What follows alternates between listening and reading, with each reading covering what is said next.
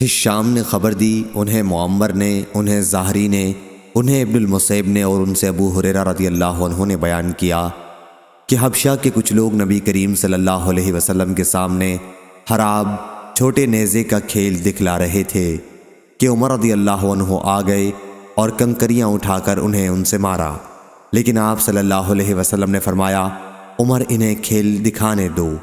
علی بن مدینی نے یہ بیان زیادہ کیا کہ ہم سے عبد الرزاق نے بیان کیا، انہیں معمر نے خبر دی کہ مسجد میں یہ صحابہ رضی اللہ عنہم اپنے کھیل کا مظاہرہ کر رہے تھے۔ صحیح بخاری حدیث نمبر 2901۔ اوزائی نے خبر دی، انہوں نے کہا کہ ہمیں اسحاق بن عبداللہ بن ابی طلحہ نے اور ان سے انس بن مالک رضی اللہ عنہ نے بیان کیا کہ ابو طلحہ رضی اللہ عنہ اپنی اور نبی کریم صلی اللہ علیہ وسلم کی آڑ ایک ہی ڈھال سے کر رہے تھے، اور ابو طلحہ رضی اللہ عنہ بڑے اچھے تیر انداز تھے۔ جب وہ تیر مارتے تو نبی اکرم صلی اللہ علیہ وسلم سر اٹھا کر دیکھتے کہ تیر کہاں جا کر گرا ہے۔ صحیح بخاری حدیث نمبر 2902۔ سہل بن سعد سعدی رضی اللہ عنہ نے بیان کیا کہ جب احد کی لڑائی میں حضور صلی اللہ علیہ وسلم کا خود آپ کے سر مبارک پر توڑا گیا اور چہرہ مبارک خون آلود ہو گیا اور آپ کے آگے کے دانت شہید ہو گئے، تو علی رضی اللہ عنہ ڈھال میں بھر بھر کر پانی لا رہے تھے اور فاطمہ رضی اللہ عنہا زخم کو دھو رہی تھیں۔ جب انہوں نے دیکھا کہ خون پانی سے اور زیادہ نکل رہا ہے تو انہوں نے ایک چٹائی جلائی اور اس کی راکھ کو آپ کے زخموں پر لگا دیا، جس سے خون آنا بند ہو گیا۔ صحیح بخاری حدیث نمبر 2903۔ سفیان بن عینہ نے بیان کیا، ان سے عمرو بن دینار نے، ان سے زہری نے، ان سے مالک بن اوس بن حدثان نے اور ان سے عمر رضی اللہ عنہ نے بیان کیا کہ بنو نذیر کے باغات وغیرہ اموال ان میں سے تھے جن کو اللہ تعالیٰ نے اپنے رسول صلی اللہ علیہ وسلم کو بغیر لڑنے کے دے دیا تھا۔ مسلمانوں نے ان کے حاصل کرنے کے لیے گھوڑے اور اونٹ نہیں دوڑائے تو یہ اموال خاص طور سے رسول اللہ صلی اللہ علیہ وسلم ہی کے تھے، جن میں سے آپ صلی اللہ علیہ وسلم اپنی ازواج مطہرات کو سالانہ نفقہ کے طور پر بھی دے دیتے تھے، اور باقی ہتھیار اور گھوڑوں پر خرچ کرتے تھے تاکہ اللہ کے راستے میں جہاد کے لیے ہر وقت تیاری رہے۔ صحیح بخاری حدیث نمبر 2904۔ سعد بن ابراہیم نے بیان کیا، ان سے عبداللہ بن شداد نے اور ان سے علی رضی اللہ عنہ نے۔ دوسری سند ہم سے قبیصیہ بن عقبہ نے بیان کیا، کہا ہم سے سفیان بن عینہ نے بیان کیا، ان سے سعد بن ابراہیم نے بیان کیا، کہا مجھ سے عبداللہ بن شداد نے بیان کیا، کہا کہ میں نے حضرت علی کرم اللہ وجہہ سے سنا، آپ بیان کرتے تھے کہ سعد بن ابی وقاص رضی اللہ عنہ کے بعد میں نے کسی کے متعلق نبی کریم صلی اللہ علیہ وسلم سے نہیں سنا کہ آپ نے خود کو ان پر صدقہ کیا ہو۔ میں نے سنا کہ آپ فرما رہے تھے تیر برساؤ سعد رضی اللہ عنہ، تم پر میرے ماں باپ قربان ہو۔ صحیح بخاری حدیث نمبر 2905۔ ابو الاسود نے بیان کیا، ان سے عروہ نے اور ان سے عائشہ رضی اللہ عنہا نے کہ رسول اللہ صلی اللہ علیہ وسلم میرے یہاں تشریف لائے تو دو لڑکیاں میرے پاس جنگ بعاث کے گیت گا رہی تھیں۔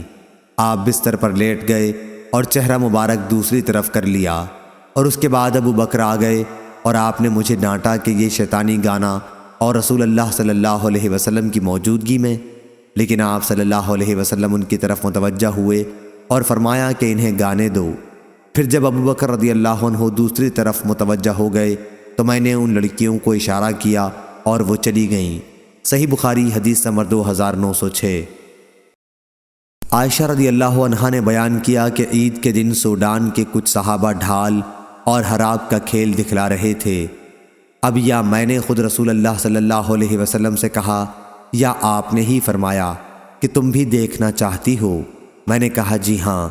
آپ نے مجھے اپنے پیچھے کھڑا کر لیا، میرا چہرہ آپ کے چہرے پر تھا، اس طرح میں پیچھے پردے سے کھیل کو بخوبی دیکھ سکتی تھی، اور آپ فرما رہے تھے خوب اے بنو رافدہ۔ جب میں تھک گئی تو آپ نے فرمایا بس۔ میں نے کہا جی ہاں۔ آپ نے فرمایا تو پھر جاؤ۔ احمد نے بیان کیا اور ان سے ابن وہب نے ابو بکر رضی اللہ عنہ کے آنے کے بعد دوسری طرف متوجہ ہو جانے کے لیے لفظ عمل کے بجائے فلما غفل نقل کیا ہے، یعنی جب وہ ذرا غافل ہو گئے۔ صحیح بخاری حدیث نمبر 2907۔ حماد بن زید نے بیان کیا، ان سے ثابت نے اور ان سے انس رضی اللہ عنہ نے بیان کیا کہ نبی کریم صلی اللہ علیہ وسلم سب سے زیادہ خوبصورت اور سب سے زیادہ بہادر تھے۔ ایک رات مدینے پر ایک آواز سن کر بڑا خوف چھا گیا تھا۔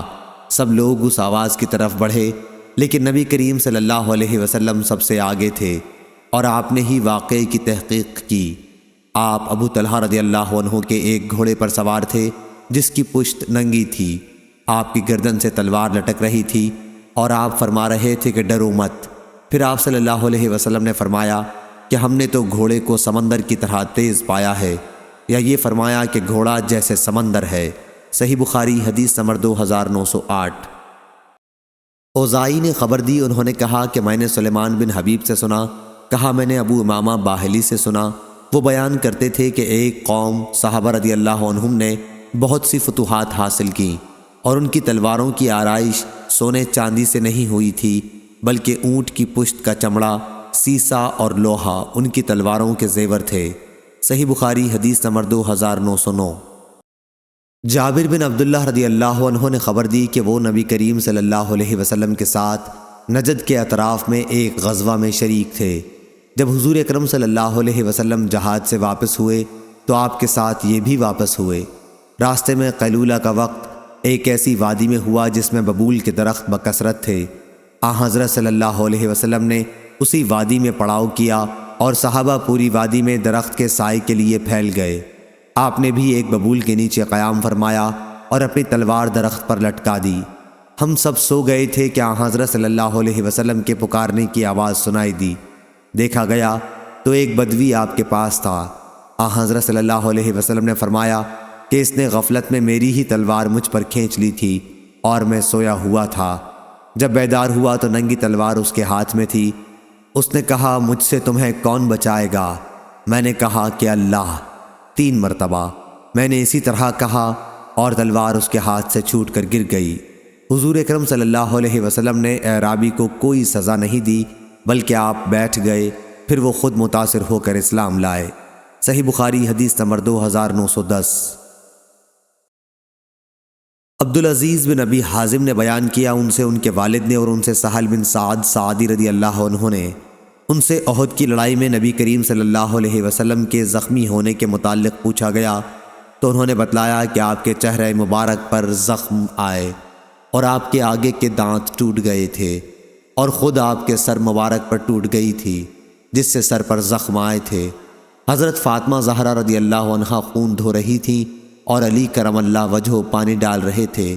جب حضرت فاطمہ رضی اللہ عنہا نے دیکھا کہ خون برابر بڑھتا ہی جا رہا ہے تو انہوں نے ایک چٹائی جلائی اور اس کی راکھ کو آپ کے زخموں پر لگا دیا جس سے خون بہنا بند ہو گیا۔ صحیح بخاری حدیث نمبر 2911۔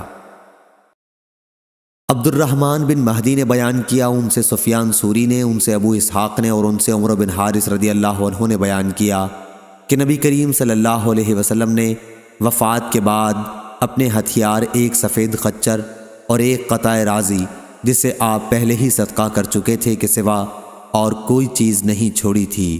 صحیح بخاری حدیث نمبر 2912۔ شعیب نے خبر دی، انہیں زہری نے، ان سے سنان بن ابی سنان اور ابو سلمہ نے بیان کیا اور ان دونوں حضرات کو جابر رضی اللہ عنہ نے خبر دی۔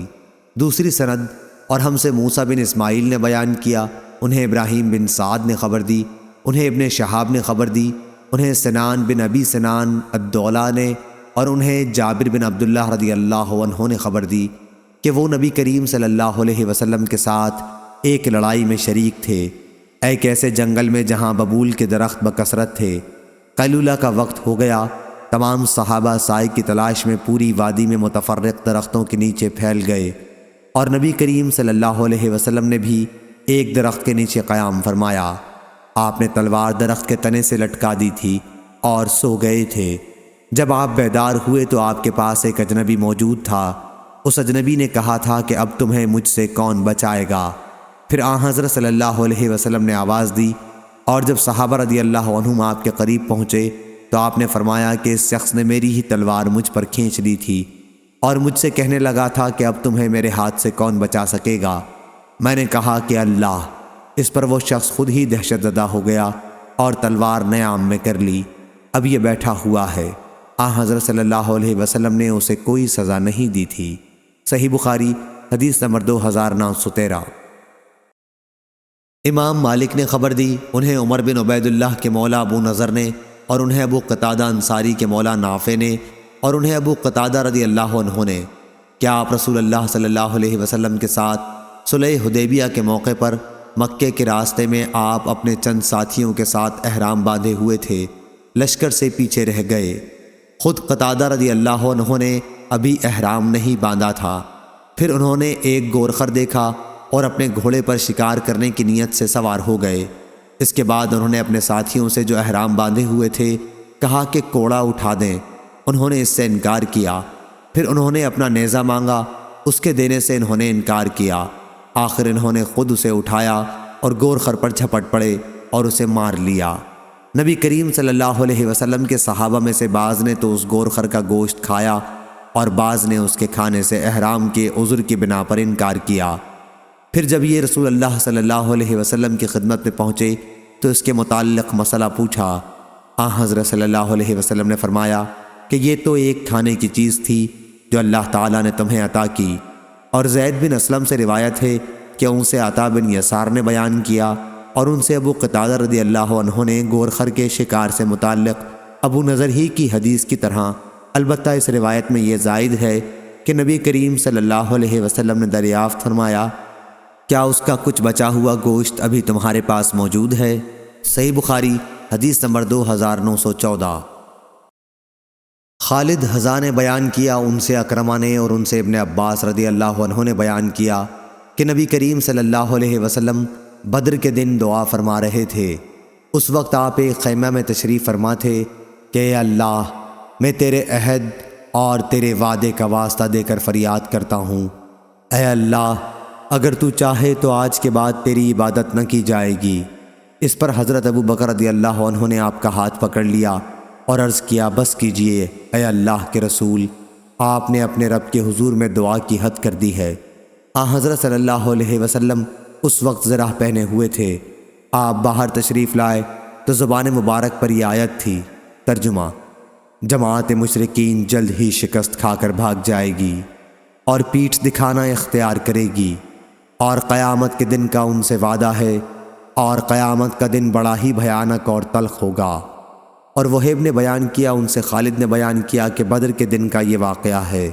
صحیح بخاری حدیث نمبر 2915۔ سفیان ثوری نے خبر دی، انہیں عامش نے، انہیں ابراہیم نے، انہیں اسود نے، اور ان سے ام المومنین حضرت عائشہ رضی اللہ عنہا نے بیان کیا کہ جب رسول اللہ صلی اللہ علیہ وسلم کی وفات ہوئی تو آپ کی ذرہ ایک یہودی کے پاس 30 ساعت جو کے بدلے میں رہن رکھی ہوئی تھی۔ اور یالی نے بیان کیا کہ ہم سے عامش نے بیان کیا کہ لوہے کی ذرہ تھی، اور معلی نے بیان کیا، ان سے عبد الواحد نے بیان کیا، ان سے عامش نے بیان کیا کہ حضرت صلی اللہ علیہ وسلم نے لوہے کی ایک ذرہ رہن رکھی تھی۔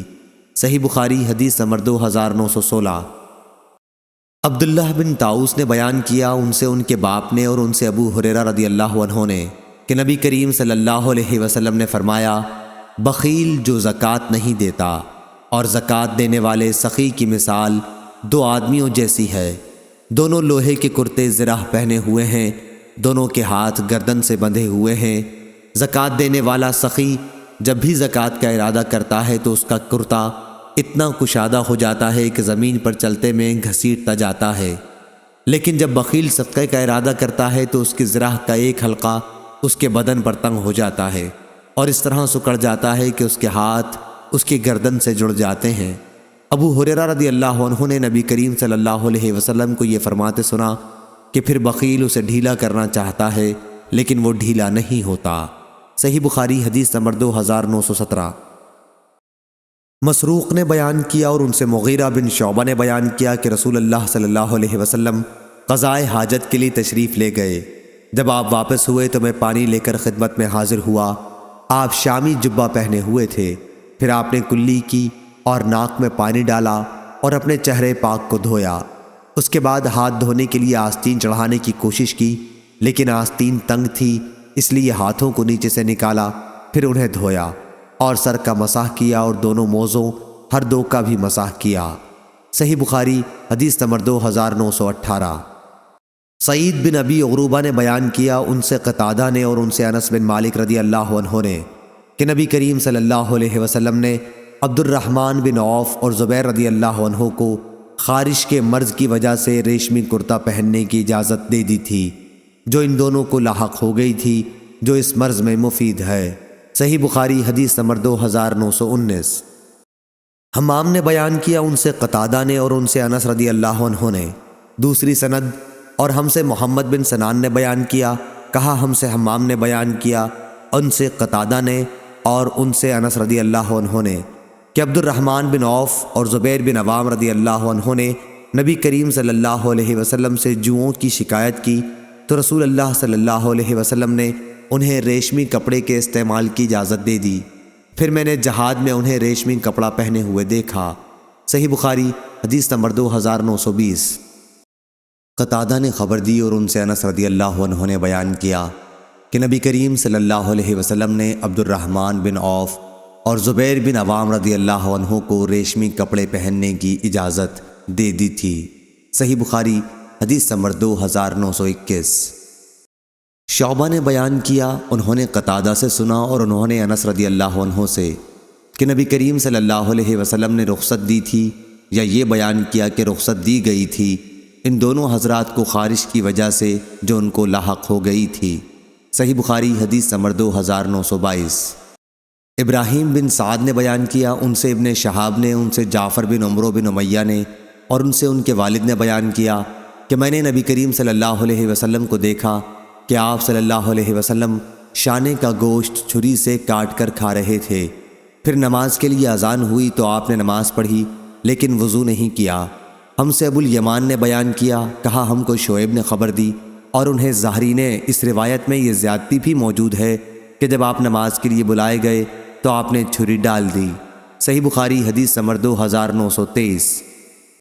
ثور بن یزید نے بیان کیا، ان سے خالد بن معدان نے اور ان سے عمیر بن اسود اونسی نے بیان کیا کہ وہ عبادہ بن صامت رضی اللہ عنہ کی خدمت میں حاضر ہوئے۔ آپ کا قیام ساحل حمص پر اپنے ہی ایک مکان میں تھا اور آپ کے ساتھ آپ کی بیوی ام حرام رضی اللہ عنہا بھی تھیں۔ عمیر نے بیان کیا کہ ہم سے ام حرام رضی اللہ عنہا نے بیان کیا کہ میں نے نبی کریم صلی اللہ علیہ وسلم سے سنا ہے، آپ نے فرمایا تھا کہ میری امت کا سب سے پہلا لشکر جو دریائی سفر کر کے جہاد کے لیے جائے گا، اس نے اپنے لیے اللہ تعالیٰ کی رحمت و مغفرت واجب کر لی۔ ام حرام رضی اللہ عنہا نے بیان کیا کہ میں نے کہا تھا، یا رسول اللہ، کیا میں بھی ان کے ساتھ ہوں گی؟ آپ نے فرمایا کہ ہاں، تم بھی ان کے ساتھ ہوگی۔ پھر نبی کریم صلی اللہ علیہ وسلم نے فرمایا، سب سے پہلا لشکر میری امت کا جو قیصر رومیوں کے بادشاہ کے شہر قسطنطنیہ پر چڑھائی کرے گا، ان کی مغفرت ہوگی۔ میں نے کہا میں بھی ان کے ساتھ ہوں گی یا رسول اللہ؟ آپ نے فرمایا کہ نہیں۔ صحیح بخاری حدیث نمبر 2924۔ امام مالک نے بیان کیا، ان سے نافع نے اور ان سے عبداللہ بن عمر رضی اللہ عنہ نے کہ رسول کریم صلی اللہ علیہ وسلم نے فرمایا، ایک دور آئے گا جب تم یہودیوں سے جنگ کرو گے اور وہ شکست کھا کر بھاگتے پھریں گے۔ کوئی یہودی اگر پتھر کے پیچھے چھپ جائے گا تو پتھر بھی بول اٹھے گا کہ اے اللہ کے بندے، یہ یہودی میرے پیچھے چھپا بیٹھا ہے، اسے قتل کر ڈال۔ صحیح بخاری حدیث نمبر 2925۔ جریر نے خبر دی عمارہ بن قعقاع سے، انہیں ابو زرعہ نے اور ان سے ابو ہریرہ رضی اللہ عنہ نے بیان کیا کہ نبی کریم صلی اللہ علیہ وسلم نے فرمایا، قیامت اس وقت تک قائم نہ ہوگی جب تک یہودیوں سے تمہاری جنگ نہ ہو لے گی، اور وہ پتھر بھی اس وقت اللہ تعالیٰ کے حکم سے بول اٹھیں گے جس کے پیچھے یہودی چھپا ہوا ہوگا، کیا اے مسلمان، یہ یہودی میری آڑ لے کر چھپا ہوا ہے، اسے قتل کر ڈالو۔ صحیح بخاری حدیث نمبر 2926۔ جریر بن حازم نے بیان کیا، کہا میں نے حسن سے سنا، انہوں نے کہا کہ ہم سے عمر بن تغلب رضی اللہ عنہ نے بیان کیا، کہا کہ نبی اکرم صلی اللہ علیہ وسلم نے فرمایا کہ قیامت کی نشانیوں میں سے ہے کہ تم ایسی قوم سے جنگ کرو گے جو بالوں کی جوتیاں پہنے ہوں یا ان کے بال بہت لمبے ہوں گے، اور قیامت کی ایک نشانی یہ ہے کہ ان لوگوں سے لڑو گے جن کے منہ چوڑے چوڑے ہوں گے، گویا ڈھالے ہیں چمڑا جمی ہوئی، یعنی بہت موٹے منہ والے ہوں گے۔ صحیح بخاری حدیث نمبر 2927۔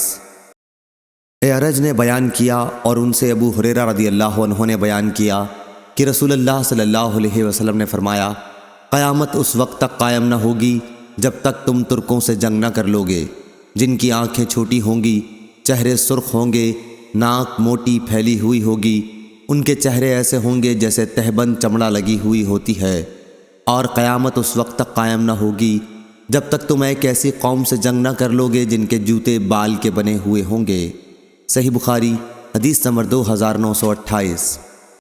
ظاہری نے بیان کیا ان سے سعید بن مسیب نے اور ان سے ابو ہریرہ رضی اللہ عنہ نے کہ نبی کریم صلی اللہ علیہ وسلم نے فرمایا، قیامت اس وقت تک قائم نہ ہوگی جب تک تم ایک ایسی قوم سے لڑائی نہ کر لوگے جن کے جوتے بالوں کے ہوں گے، اور قیامت اس وقت تک قائم نہیں ہوگی جب تک تم ایک ایسی قوم سے جنگ نہ کر لوگے جن کے چہرے طے شدہ ڈھالوں جیسے ہوں گے۔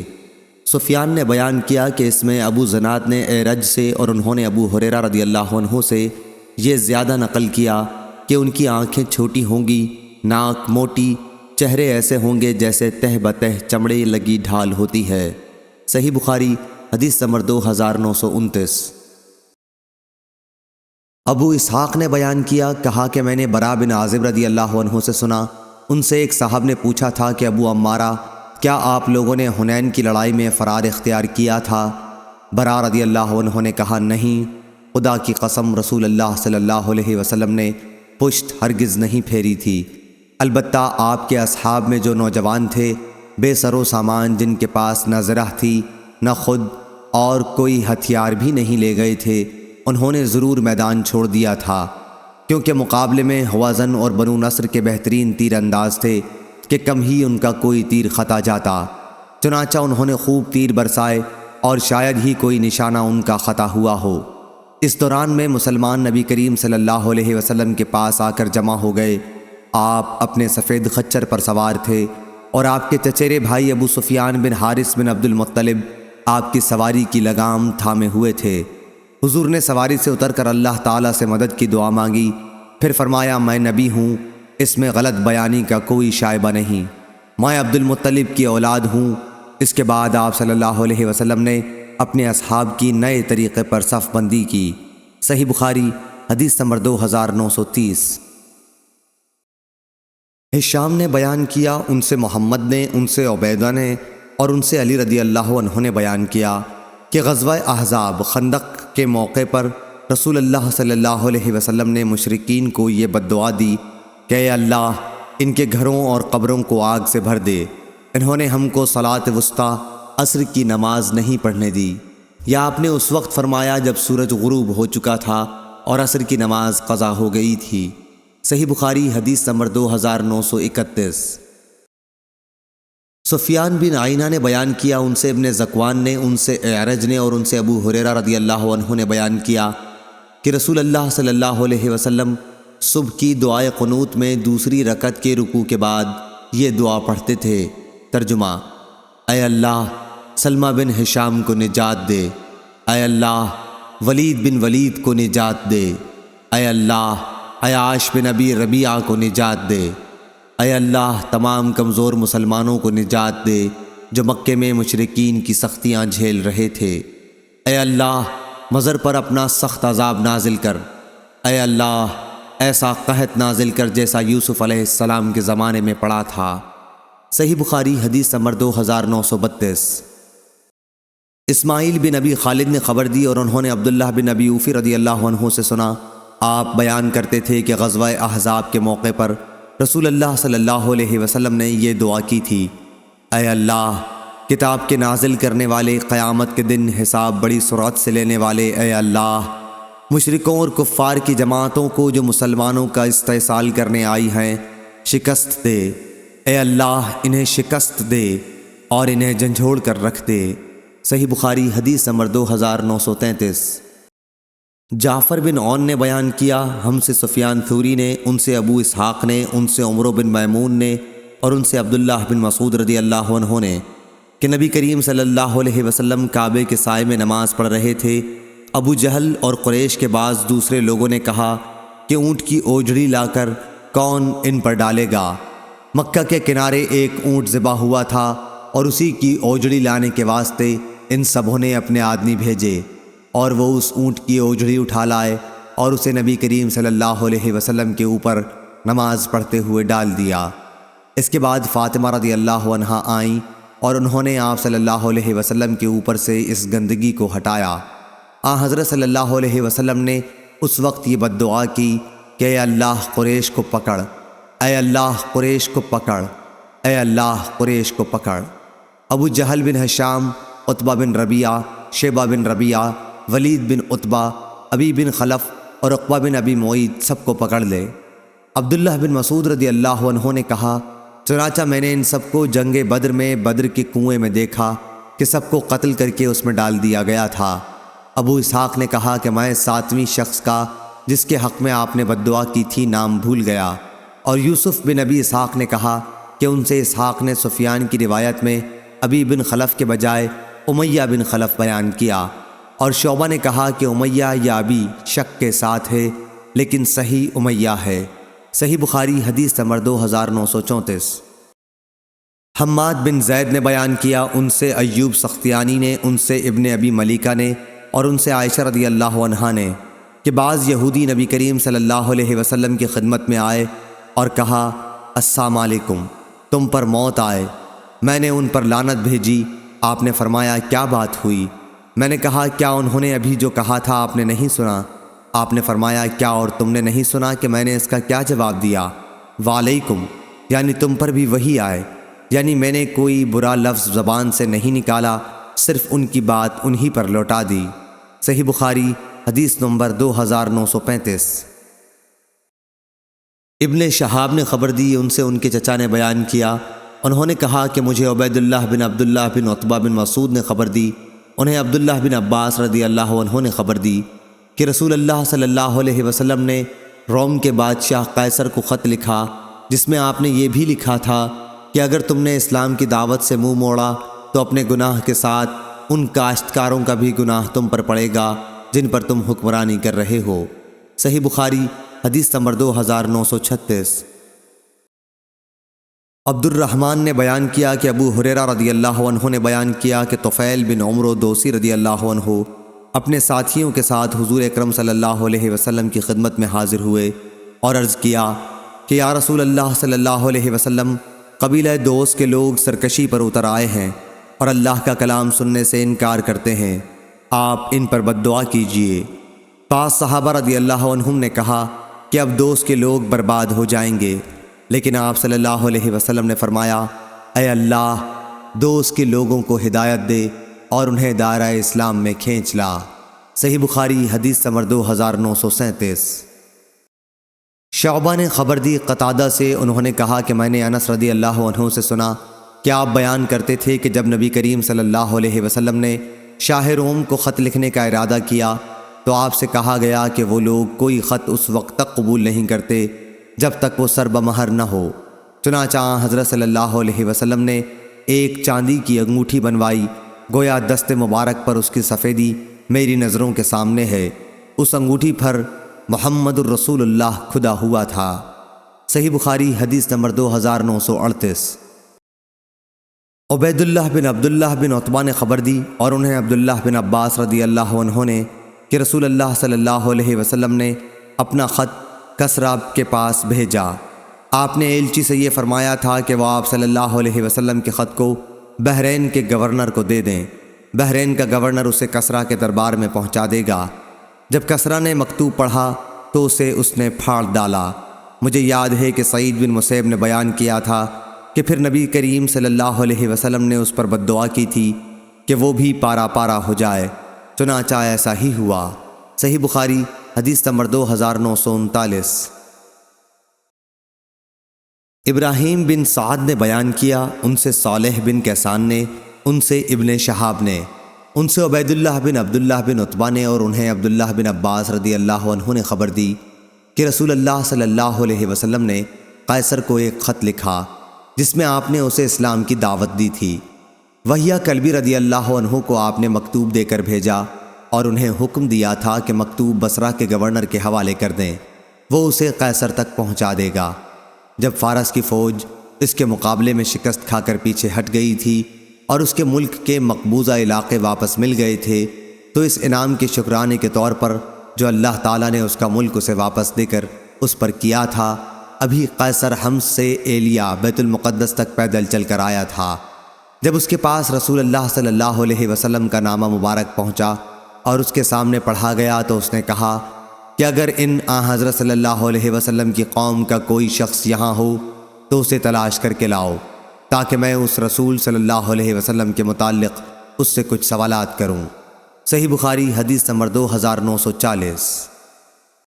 ابو سفیان رضی اللہ عنہ نے خبر دی کہ قریش کے قافلے کے ساتھ وہ ان دنوں شام میں مقیم تھے۔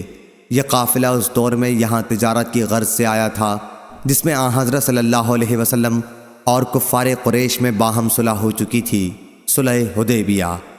ابو سفیان نے کہا کہ قیصر کے آدمی کی ہم سے شام کے ایک مقام پر ملاقات ہوئی، اور وہ مجھے اور میرے ساتھیوں کو اپنے ساتھ قیصر کے دربار میں بیت المقدس لے کر چلا۔ پھر جب ہم ایلیا بیت المقدس پہنچے تو قیصر کے دربار میں ہماری بازیابی ہوئی۔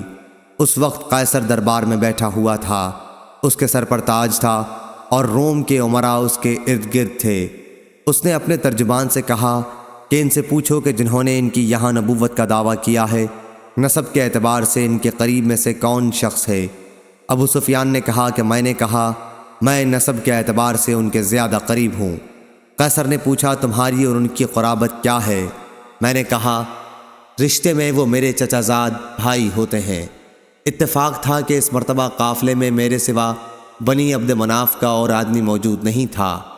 قیصر نے کہا کہ اس شخص ابو سفیان رضی اللہ عنہ کو مجھ سے قریب کر دو، اور جو لوگ میرے ساتھ تھے اس کے حکم سے میرے پیچھے قریب میں کھڑے کر دیے گئے۔ اس کے بعد اس نے اپنے ترجمان سے کہا کہ اس شخص ابو سفیان کے ساتھیوں سے کہہ دو کہ اس سے میں ان صاحب کے بارے میں پوچھوں گا جو نبی ہونے کے مدعی ہیں۔ اگر یہ ان کے بارے میں کوئی جھوٹ بات کہے تو تم فوراً اس کی تکذیب کر دو۔ ابو سفیان نے بیان کیا کہ خدا کی قسم اگر اس دن اس بات کی شرم نہ ہوتی کہ کہیں میرے ساتھی میری تکذیب نہ کر بیٹھیں تو میں ان سوالات کے جوابات میں ضرور جھوٹ بول جاتا جو اس نے حضرت صلی اللہ علیہ وسلم کے بارے میں کیے تھے، لیکن مجھے تو اس کا خطرہ لگا رہا کہ کہیں میرے ساتھی میری تکذیب نہ کر دیں، اس لیے میں نے سچائی سے کام لیا۔ اس کے بعد اس نے اپنے ترجمان سے کہا اس سے پوچھو کہ تم لوگوں میں ان صاحب کا نسب کیسا سمجھا جاتا ہے؟ میں نے بتایا کہ ہم میں ان کا نسب بہت عمدہ سمجھا جاتا ہے۔ اس نے پوچھا اچھا یہ نبوت کا دعویٰ اس سے پہلے بھی تمہارے یہاں کسی نے کیا تھا؟ میں نے کہا کہ نہیں۔ اس نے پوچھا کیا اس دعویٰ سے پہلے ان پر کوئی جھوٹ کا الزام تھا؟ میں نے کہا کہ نہیں۔ اس نے پوچھا ان کے باپ دادوں میں کوئی بادشاہ گزرا ہے؟ میں نے کہا کہ نہیں۔ اس نے پوچھا تو اب بڑے امیر لوگ ان کی اتباع کرتے ہیں یا کمزور اور کم حیثیت کے لوگ؟ میں نے کہا کہ کمزور اور معمولی حیثیت کے لوگ ہی ان کے زیادہ تر ماننے والے ہیں۔ اس نے پوچھا کہ اس کے ماننے والوں کی تعداد بڑھتی رہتی ہے یا گھٹتی جا رہی ہے؟ میں نے کہا جی نہیں، تعداد برابر بڑھتی جا رہی ہے۔ اس نے پوچھا کوئی ان کے دین سے بیزار ہو کر اسلام لانے کے بعد پھر بھی گیا ہے کیا؟ میں نے کہا کہ نہیں۔ اس نے پوچھا انہوں نے کبھی وعدہ خلافی بھی کی ہے؟ میں نے کہا کہ نہیں، لیکن آج کل ہمارا ان سے ایک معاہدہ ہو رہا ہے اور ہمیں ان کی طرف سے معاہدے کی خلاف ورزی کا خطرہ ہے۔ ابو سفیان نے کہا کہ پوری گفتگو میں سوائے اس کے اور کوئی ایسا موقع نہیں ملا جس میں کوئی ایسی بات جھوٹی ملا سکوں جس سے حضرت صلی اللہ علیہ وسلم کی توہین ہو اور اپنے ساتھیوں کی طرف سے بھی جھٹلانے کا ڈر نہ ہو۔ اس نے پھر پوچھا کیا تم نے کبھی ان سے لڑائی کی ہے یا انہوں نے تم سے جنگ کی ہے؟ میں نے کہا کہ ہاں۔ اس نے پوچھا تمہاری لڑائی کا کیا نتیجہ نکلتا ہے؟ میں نے کہا لڑائی میں ہمیشہ کسی ایک گروہ نے فتح نہیں حاصل کی، کبھی وہ ہمیں مغلوب کر لیتے ہیں اور کبھی ہم انہیں۔ اس نے پوچھا وہ تمہیں کن کاموں کا حکم دیتے ہیں؟ کہا ہمیں وہ اس کا حکم دیتے ہیں کہ ہم صرف اللہ کی عبادت کریں اور اس کا کسی کو بھی شریک نہ ٹھہرائیں۔ ہمیں ان بتوں کی عبادت سے منع کرتے ہیں جن کی ہمارے باپ دادا عبادت کیا کرتے تھے۔ نماز، صدقہ، پاک بازی و مروت و وفا، عہد اور امانت کے ادا کرنے کا حکم دیتے ہیں۔ جب میں اسے یہ تمام باتیں بتا چکا تو اس نے اپنے ترجمان سے کہا ان سے کہو کہ میں نے تم سے ان کے نسب کے متعلق دریافت کیا تو تم نے بتایا کہ وہ تمہارے یہاں صاحب نسب اور شریف سمجھے جاتے ہیں، اور انبیاء بھی یوں ہی اپنی قوم کے اعلیٰ نسب میں پیدا کیے جاتے ہیں۔ میں نے تم سے یہ پوچھا تھا کہ کیا نبوت کا دعویٰ تمہارے یہاں اس سے پہلے بھی کسی نے کیا تھا؟ تم نے بتایا کہ ہمارے ہاں ایسا دعویٰ پہلے کسی نے نہیں کیا تھا۔ اس سے میں یہ سمجھتا ہوں کہ اگر اس سے پہلے تمہارے یہاں کسی نے نبوت کا دعویٰ کیا ہوتا تو میں یہ بھی کہہ سکتا تھا کہ یہ صاحب بھی اسی دعوے کی نقل کر رہے ہیں جو اس سے پہلے کیا جا چکا ہے۔ میں نے تم سے دریافت کیا کہ کیا تم نے دعویٰ نبوت سے پہلے کبھی ان کی طرف جھوٹ منسوب کیا تھا؟ تم نے بتایا کہ ایسا کبھی نہیں ہوا۔ اس سے میں اس نتیجے پر پہنچا کہ یہ ممکن نہیں کہ ایک شخص جو لوگوں کے متعلق کبھی جھوٹ نہ بول سکا ہو وہ خدا کے متعلق جھوٹ بول دے۔ میں نے تم سے دریافت کیا کہ ان کے باپ دادوں میں کوئی بادشاہ تھا؟ تم نے بتایا کہ نہیں۔ میں نے اس سے یہ فیصلہ کیا کہ اگر ان کے باپ دادوں میں کوئی بادشاہ گزرا ہوتا تو میں یہ بھی کہہ سکتا تھا کہ نبوت کا دعویٰ کر کے وہ اپنے باپ دادوں کی سلطنت حاصل کرنا چاہتے ہیں۔ میں نے تم سے دریافت کیا کہ ان کی اتباع قوم کے بڑے لوگ کرتے ہیں یا کمزور اور بے حیثیت لوگ؟ تم نے بتایا کہ کمزور غریب قسم کے لوگ ان کی تابعداری کرتے ہیں، اور یہی گروہ انبیاء کی ہر دور میں اطاعت کرنے والا رہا ہے۔ میں نے تم سے پوچھا کہ ان تابعداروں کی تعداد بڑھتی رہتی ہے یا گھٹتی بھی ہے؟ تم نے بتایا کہ وہ لوگ برابر بڑھ ہی رہے ہیں۔ ایمان کا بھی یہی حال ہے یہاں تک کہ وہ مکمل ہو جائے۔ میں نے تم سے دریافت کیا کہ کیا کوئی شخص ان کے دین میں داخل ہونے کے بعد کبھی اس سے پھر بھی گیا ہے؟ تم نے کہا کہ ایسا کبھی نہیں ہوا۔ ایمان کا بھی یہی حال ہے، جب وہ دل کی گہرائیوں میں اتر جائے تو پھر کوئی چیز اس سے مومن کو ہٹا نہیں سکتی۔ میں نے تم سے دریافت کیا کہ کیا انہوں نے وعدہ خلافی بھی کی ہے؟ تم نے اس کا بھی جواب دیا کہ نہیں۔ انبیاء کی یہی شان ہے کہ وہ وعدہ خلافی کبھی نہیں کرتے۔ میں نے تم سے دریافت کیا کہ کیا تم نے کبھی ان سے یا انہوں نے تم سے جنگ بھی کی ہے؟ تم نے بتایا کہ ایسا ہوا ہے، اور تمہاری لڑائیوں کا نتیجہ ہمیشہ کسی ایک ہی کے حق میں نہیں گیا، بلکہ کبھی تم مغلوب ہوتے ہو اور کبھی وہ۔ انبیاء کے ساتھ بھی ایسا ہی ہوتا ہے، وہ امتحان میں ڈالے جاتے ہیں لیکن انجام انہی کا بہتر ہوتا ہے۔ میں نے تم سے دریافت کیا کہ وہ تم کو کن کاموں کا حکم دیتے ہیں؟ تم نے بتایا کہ وہ ہمیں اس کا حکم دیتے ہیں کہ اللہ کی عبادت کرو، اس کے ساتھ کسی کو شریک نہ ٹھہراؤ، اور تمہیں تمہارے ان معبودوں کی عبادت سے منع کرتے ہیں جن کی تمہارے باپ دادا عبادت کیا کرتے تھے۔ تمہیں وہ نماز، صدقہ، پاک بازی، وعدہ وفائی اور ادائے امانت کا حکم دیتے ہیں۔ اس نے کہا کہ ایک نبی کی یہی صفت ہے۔ میرے بھی علم میں یہ بات تھی کہ وہ نبی مبعوث ہونے والے ہیں، لیکن یہ خیال نہ تھا کہ تم میں سے وہ مبعوث ہوں گے۔ جو باتیں تم نے بتائیں اگر وہ صحیح ہیں تو وہ دن بہت قریب ہے جب وہ اس جگہ پر حکمران ہوں گے جہاں اس وقت میرے دونوں قدم موجود ہیں۔ اگر مجھے ان تک پہنچ سکنے کی توقع ہوتی تو میں ان کی خدمت میں حاضر ہونے کی پوری کوشش کرتا، اور اگر میں ان کی خدمت میں موجود ہوتا تو ان کے پاؤں دھوتا۔ ابو سفیان نے بیان کیا کہ اس کے بعد قیصر نے رسول اللہ کا نام مبارک طلب کیا اور وہ اس کے سامنے پڑھا گیا۔ اس میں لکھا ہوا تھا، ترجمہ: شروع کرتا ہوں اللہ کے نام سے جو بڑا ہی مہربان نہایت رحم کرنے والا ہے۔ یہ خط ہے محمد اللہ کے بندے اور اس کے رسول کی طرف سے روم کے بادشاہ ہرقل کی طرف۔ اس شخص پر سلامتی ہو جو ہدایت قبول کر لے۔ اما بعد، میں تمہیں اسلام کی دعوت دیتا ہوں۔ اسلام قبول کرو، تمہیں بھی سلامتی و امن حاصل ہوگی، اور اسلام قبول کرو، اللہ تمہیں دوہرا اجر دے گا۔ ایک تمہارے اپنے اسلام کا اور دوسرا تمہاری قوم کے اسلام کا جو تمہاری وجہ سے اسلام میں داخل ہوگی۔ لیکن اگر تم نے اس دعوت سے منہ موڑ لیا تو تمہاری رعایا کا گناہ بھی تم پر ہوگا۔ اور اے اہل کتاب، ایک ایسے کلمے پر آ کر ہم سے مل جاؤ جو ہمارے اور تمہارے درمیان ایک ہی ہے، یہ کہ ہم اللہ کے سوا اور کسی کی عبادت نہ کریں، نہ اس کے ساتھ کسی کو شریک ٹھہرائیں، اور نہ ہم میں سے کوئی اللہ کو چھوڑ کر آپس میں ایک دوسرے کو پروردگار بنائے۔ اب بھی اگر تم منہ موڑتے ہو تو اس کا اقرار کر لو کہ اللہ تعالیٰ کے واقعی فرما بردار ہم ہی ہیں۔ ابو سفیان نے بیان کیا کہ جب ہرقل اپنی بات پوری کر چکا تو روم کے سردار اس کے ارد گرد جمع تھے۔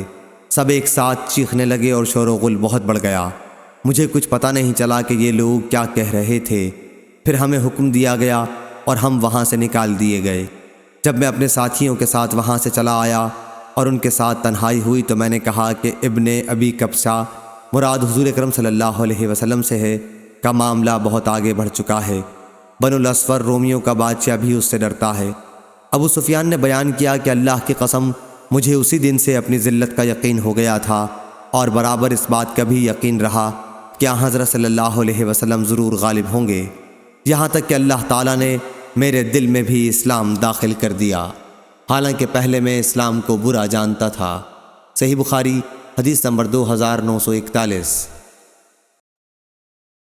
عبدالعزیز بن ابی حازم نے بیان کیا، ان سے ان کے والد نے، ان سے سہل بن سعد سعدی رضی اللہ عنہ نے، اور انہوں نے نبی کریم صلی اللہ علیہ وسلم سے سنا، آپ نے خیبر کی لڑائی کے دن فرمایا تھا کہ اسلامی جھنڈا میں ایک ایسے شخص کے ہاتھ میں دوں گا جس کے ذریعے اللہ تعالیٰ فتح عنایت فرمائے گا۔ اب سب اس انتظار میں تھے کہ دیکھیے جھنڈا کسے ملتا ہے۔ جب صبح ہوئی تو سب سرکردہ لوگ اسی میدان میں رہے کہ کاش انہی کو مل جائے، لیکن حضرت صلی اللہ علیہ وسلم نے دریافت فرمایا، علی کہاں ہیں؟ عرض کیا گیا کہ وہ آنکھوں کے درد میں مبتلا ہیں۔ آخر آپ کے حکم سے انہیں بلایا گیا۔ آپ صلی اللہ علیہ وسلم نے اپنا لعاب دہن مبارک ان کی آنکھوں میں لگا دیا اور فوراً ہی وہ اچھے ہو گئے، جیسے پہلے کوئی تکلیف ہی نہ رہی ہو۔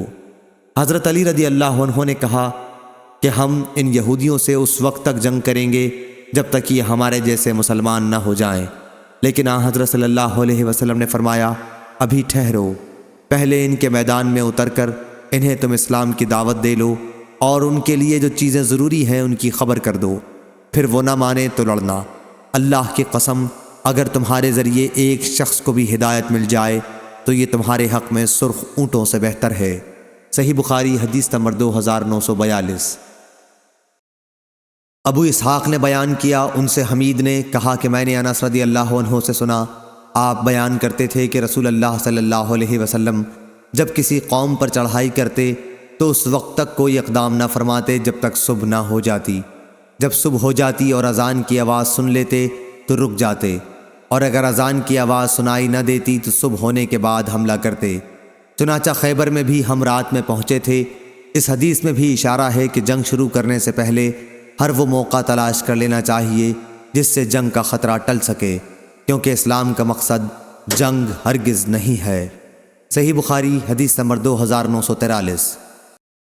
اسماعیل بن جعفر نے بیان کیا، ان سے حمید نے اور ان سے انس رضی اللہ عنہ نے کہ نبی کریم صلی اللہ علیہ وسلم ہمیں ساتھ لے کر ایک غزوہ کے لیے تشریف لے گئے۔ صحیح بخاری حدیث نمبر 2944۔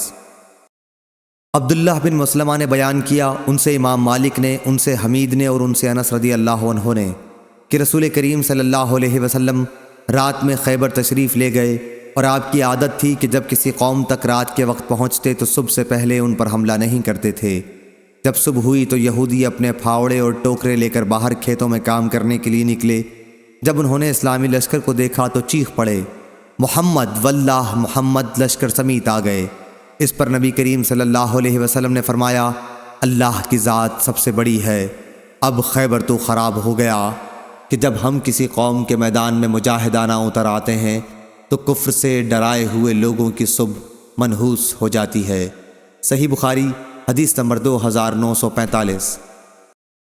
سعید بن مسیب نے بیان کیا، اور ان سے ابو ہریرہ رضی اللہ عنہ نے کہ رسول کریم صلی اللہ علیہ وسلم نے فرمایا کہ مجھے حکم دیا گیا ہے کہ میں لوگوں سے اس وقت تک جنگ کرتا رہوں یہاں تک کہ وہ اس کا اقرار کر لیں کہ اللہ کے سوا اور کوئی معبود نہیں۔ پس جس نے اقرار کر لیا کہ اللہ کے سوا اور کوئی معبود نہیں تو اس کی جان اور مال ہم سے محفوظ ہے، سوا اس حق کے جس کی بنا پر قانوناً اس کی جان و مال زد میں آئے، اور اس کا حساب اللہ کے ذمہ ہے۔ اس کی روایت عمر اور ابن عمر نے بھی نبی کریم صلی اللہ علیہ وسلم سے کی ہے۔ صحیح بخاری حدیث نمبر 2946۔ ابن شہاب نے بیان کیا، کہا کہ مجھے عبد الرحمن بن عبداللہ بن کعب بن مالک نے خبر دی، اور انہیں عبداللہ بن کعب رضی اللہ عنہ نے۔ کعب رضی اللہ عنہ جب نابینا ہو گئے تھے کہ ساتھ ان کے دوسرے صاحبزادوں میں یہی عبداللہ انہیں لے کر راستے میں ان کے آگے آگے چلتے تھے۔ رسول اللہ صلی اللہ علیہ وسلم کا اصول یہ تھا کہ جب آپ کسی غزوے کا ارادہ کرتے تو مصلحت کے لیے دوسرا مقام بیان کرتے تاکہ دشمن کو خبر نہ ہو۔ صحیح بخاری حدیث نمبر 2947۔ عبد الرحمن بن عبداللہ بن کعب بن مالک نے خبر دی، انہوں نے کہا کہ میں نے کعب بن مالک رضی اللہ عنہ سے سنا، آپ بیان کرتے تھے کہ ایسا کم اتفاق ہوتا کیا حضرت صلی اللہ علیہ وسلم کسی جہاد کا قصد کریں اور وہی مقام بیان فرما کر اس کو نہ چھپائیں۔ جب آپ غزوہ تبوک کو جانے لگے تو چونکہ یہ غزوہ بڑی سخت گرمی میں ہونا تھا، لمبا سفر تھا اور جنگلوں کو طے کرنا تھا اور مقابلہ بھی بہت بڑی فوج سے تھا، اس لیے آپ نے مسلمانوں سے صاف صاف فرما دیا تھا تاکہ دشمن کے مقابلے کے لیے پوری تیاری کر لیں۔ چنانچہ غزوے کے لیے جہاں آپ کو جانا تھا یعنی تبوک، اس کا آپ نے صاف اعلان کر دیا تھا۔ صحیح بخاری حدیث نمبر 2948۔ عبد الرحمن بن کعب بن مالک نے خبر دی کہ حضرت کعب بن مالک رضی اللہ عنہ کہا کرتے تھے کہ کم ایسا ہوتا کہ رسول اللہ صلی اللہ علیہ وسلم کسی سفر میں جمعرات کے سوا اور کسی دن نکلیں۔ صحیح بخاری حدیث نمبر 2949۔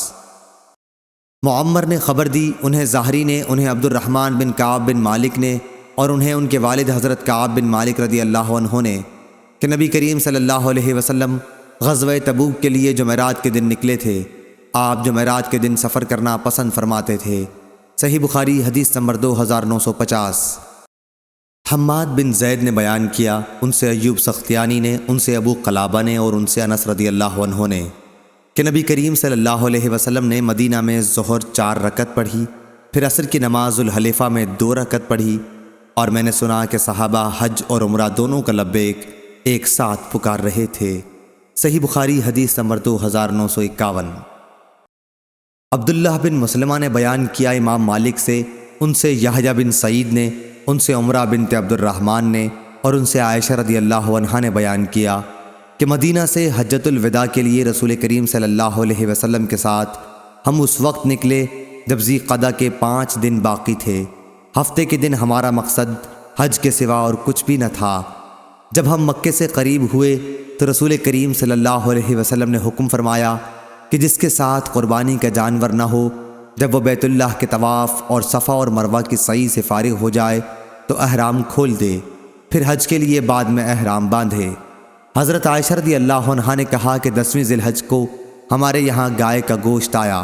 میں نے پوچھا کہ گوشت کیسا ہے، تو بتایا گیا کہ رسول کریم صلی اللہ علیہ وسلم نے اپنی بیویوں کی طرف سے جو گائے قربان کی ہے یہ اسی کا گوشت ہے۔ یحییٰ نے بیان کیا کہ میں نے اس کے بعد اس حدیث کا ذکر قاسم بن محمد سے کیا تو انہوں نے بتایا کہ قسم اللہ کی، عمرہ بنت عبد الرحمن نے تم سے یہ حدیث ٹھیک ٹھیک بیان کی ہے۔ صحیح بخاری حدیث نمبر 2952۔ زہری نے بیان کیا، ان سے عبید اللہ نے اور ان سے ابن عباس رضی اللہ عنہ نے کہ نبی کریم صلی اللہ علیہ وسلم فتح مکہ کے لیے مدینے سے رمضان میں نکلے اور روزے سے تھے۔ جب آپ مقام قدید پر پہنچے تو آپ نے افطار کیا۔ سفیان نے کہا کہ زہری نے بیان کیا، انہیں عبید اللہ نے خبر دی اور انہیں ابن عباس رضی اللہ عنہ نے پھر یہی حدیث بیان کی۔ صحیح بخاری حدیث نمبر 2953۔ عمر بن حارث نے خبر دی، انہیں بکیر نے، انہیں سلیمان بن یسار نے اور ان سے ابو ہریرہ رضی اللہ عنہ نے بیان کیا کہ رسول اللہ صلی اللہ علیہ وسلم نے ہمیں ایک فوج میں بھیجا اور ہدایت فرمائی کہ اگر فلاں 2 قریشی حباب بن اسود اور نافع بن عبد عمر جن کا آپ نے نام لیا تم کو مل جائیں تو انہیں آگ میں جلا دینا۔ ابو ہریرہ رضی اللہ عنہ نے کہا کہ جب ہم آپ کی خدمت میں آپ سے رخصت ہونے کی اجازت کے لیے حاضر ہوئے اس وقت آپ نے فرمایا کہ میں نے تمہیں پہلے ہدایت کی تھی کہ فلاں فلاں قریشی اگر تمہیں مل جائیں تو انہیں آگ میں جلا دینا، لیکن یہ حقیقت ہے کہ آگ کی سزا دینا اللہ تعالیٰ کے سوا کسی کے لیے سزاوار نہیں ہے، اس لیے اگر وہ تمہیں مل جائیں تو انہیں قتل کر دینا، آگ میں نہ جلانا۔ صحیح بخاری حدیث نمبر 2954۔ عبید اللہ عمری نے بیان کیا، ان سے نافع نے اور ان سے عبداللہ بن عمر رضی اللہ عنہ نے نبی کریم صلی اللہ علیہ وسلم کے حوالے سے دوسری سند، اور مجھ سے محمد بن صباح نے بیان کیا، کہا ہم سے اسماعیل بن زکریا نے بیان کیا، ان سے عبید اللہ نے، ان سے نافع نے، ان سے ابن عمر رضی اللہ عنہ نے کہ نبی کریم صلی اللہ علیہ وسلم نے فرمایا، خلیفہ وقت کے احکام سننا اور انہیں بجا لانا ہر مسلمان کے لیے واجب ہے جب تک کہ گناہ کا حکم نہ دیا جائے۔ اگر گناہ کا حکم دیا جائے تو پھر نہ اسے سننا چاہیے اور نہ اس پر عمل کرنا چاہیے۔ صحیح بخاری حدیث نمبر 2955۔ اعرج نے بیان کیا، اور انہوں نے ابو ہریرہ رضی اللہ عنہ سے سنا، انہوں نے نبی کریم صلی اللہ علیہ وسلم سے سنا، آپ فرماتے تھے کہ ہم لوگ گو دنیا میں سب سے پیچھے آئے لیکن آخرت میں جنت میں سب سے آگے ہوں گے۔ صحیح بخاری حدیث نمبر 2956۔ اور اسی سند کے ساتھ روایت ہے کہ جس نے میری اطاعت کی اس نے اللہ کی اطاعت کی، اور جس نے میری نافرمانی کی اس نے اللہ کی نافرمانی کی، اور جس نے امیر کی اطاعت کی اس نے میری اطاعت کی، اور جس نے امیر کی نافرمانی کی اس نے میری نافرمانی کی۔ امام کی مثال ڈھال جیسی ہے کہ اس کے پیچھے رہ کر اس کی آڑ میں یعنی اس کے ساتھ ہو کر جنگ کی جاتی ہے، اور اسی کے ذریعے دشمن کے حملے سے بچا جاتا ہے۔ پس اگر امام تمہیں اللہ سے ڈرتے رہنے کا حکم دے اور انصاف کرے اس کا ثواب اسے ملے گا، لیکن اگر بے انصافی کرے گا تو اس کا وبال اس پر ہوگا۔ صحیح بخاری حدیث نمبر 2957۔ جویریہ نے بیان کیا، ان سے نافع نے اور ان سے عبداللہ بن عمر رضی اللہ عنہ نے، کہ صلح حدیبیہ کے بعد جب ہم دوسرے سال پھر آئے تو ہم میں سے جنہوں نے صلح حدیبیہ کے موقع پر حضرت صلی اللہ علیہ وسلم سے بیعت کی تھی، 2 شخص بھی اس درخت کی نشاندہی پر متفق نہیں ہو سکے جس کے نیچے ہم نے رسول اللہ صلی اللہ علیہ وسلم سے بیعت کی تھی، اور یہ صرف اللہ کی رحمت تھی۔ جویریہ نے کہا، میں نے نافع سے پوچھا، حضرت صلی اللہ علیہ وسلم نے صحابہ سے کس بات پر بیعت کی تھی؟ کیا موت پر لی تھی؟ فرمایا کہ نہیں، بلکہ صبر و استقامت پر بیعت لی تھی۔ صحیح بخاری حدیث نمبر 2958۔ وہیب نے بیان کیا، کہا ہم سے عمرو بن یحییٰ نے، ان سے عباد بن تمیم نے، اور ان سے عبداللہ بن زید رضی اللہ عنہ نے بیان کیا کہ ہرہ کی لڑائی کے زمانے میں ایک صاحب ان کے پاس آئے اور کہا کہ عبداللہ بن حنظلہ لوگوں سے یزید کے خلاف موت پر بیعت لے رہے ہیں، تو انہوں نے کہا کہ رسول اللہ صلی اللہ علیہ وسلم کے بعد اب میں موت پر کسی سے بیعت نہیں کروں گا۔ صحیح بخاری حدیث نمبر 2959۔ یزید بن ابی عبید نے بیان کیا اور ان سے سلمہ بن الاکوع نے بیان کیا کہ حدیبیہ کے موقع پر میں نے رسول اللہ صلی اللہ علیہ وسلم سے بیعت کی، پھر ایک درخت کے سائے میں آ کر کھڑا ہو گیا۔ جب لوگوں کا ہجوم کم ہوا تو حضرت صلی اللہ علیہ وسلم نے دریافت کیا، ابن الاکوع کیا بیعت نہیں کرو گے؟ انہوں نے کہا کہ میں نے عرض کیا، یا رسول اللہ میں تو بیعت کر چکا ہوں۔ آپ نے فرمایا، دوبارہ اور بھی؟ چنانچہ میں نے دوبارہ بیعت کی۔ یزید بن ابی عبید اللہ کہتے ہیں کہ میں نے سلمہ بن الاکوع رضی اللہ عنہ سے پوچھا، ابو مسلم اس دن آپ حضرات نے کس بات پر بیعت کی تھی؟ کہا کہ موت پر۔ صحیح بخاری حدیث نمبر 2960۔ حمید نے بیان کیا اور انہوں نے انس رضی اللہ عنہ سے سنا، آپ بیان کرتے تھے کہ انصار خندق کھودتے ہوئے غزوہ خندق کے موقع پر کہتے تھے، ہم وہ لوگ ہیں جنہوں نے محمد صلی اللہ علیہ وسلم سے جہاد پر بیعت کی ہے ہمیشہ کے لیے جب تک ہمارے جسم میں جان ہے۔ حضرت صلی اللہ علیہ وسلم نے اس کے جواب میں یوں فرمایا، اے اللہ، زندگی تو بس آخرت ہی کی زندگی ہے، پس تو آخرت میں انصار اور مہاجرین کا اکرام فرمانا۔ صحیح بخاری حدیث نمبر 2961۔ مجاشہ بن مسعود سلمہ رضی اللہ عنہ نے بیان کیا کہ میں اپنے بھائی کے ساتھ فتح مکہ کے بعد حضرت صلی اللہ علیہ وسلم کی خدمت میں حاضر ہوا اور عرض کیا کہ ہم سے ہجرت پر بیعت لے لیجئے۔ حضرت صلی اللہ علیہ وسلم نے عرض فرمایا کہ ہجرت تو مکے کے فتح ہونے کے بعد وہاں سے ہجرت کر کے آنے والوں پر ختم ہو گئی۔ میں نے عرض کیا، پھر آپ ہم سے کس بات پر بیعت لیں گے؟ آپ نے فرمایا کہ اسلام اور جہاد پر۔ صحیح بخاری حدیث نمبر 2962 2963۔ عبداللہ بن مسعود رضی اللہ عنہ نے بیان کیا کہ میرے پاس ایک شخص آیا اور ایسی بات پوچھی کہ میری کچھ سمجھ میں نہ آیا کہ اس کا جواب کیا دوں۔ اس نے پوچھا، مجھے یہ مسئلہ بتائیے کہ ایک شخص بہت ہی خوش اور ہتھیار بند ہو کر ہمارے امیروں کے ساتھ جہاد کے لیے جاتا ہے، پھر وہ امیر ہمیں ایسی چیزوں کا مکلف قرار دیتے ہیں کہ ہم ان کی طاقت نہیں رکھتے۔ میں نے کہا، اللہ کی قسم میری کچھ سمجھ میں نہیں آتا کہ تمہاری بات کا جواب کیا دوں۔ البتہ جب ہم رسول اللہ صلی اللہ علیہ وسلم کے ساتھ آپ کی حیات مبارکہ میں تھے تو آپ کو کسی بھی معاملے میں صرف ایک مرتبہ حکم کی ضرورت پیش آتی تھی اور ہم فوراً ہی اسے بجا لاتے تھے۔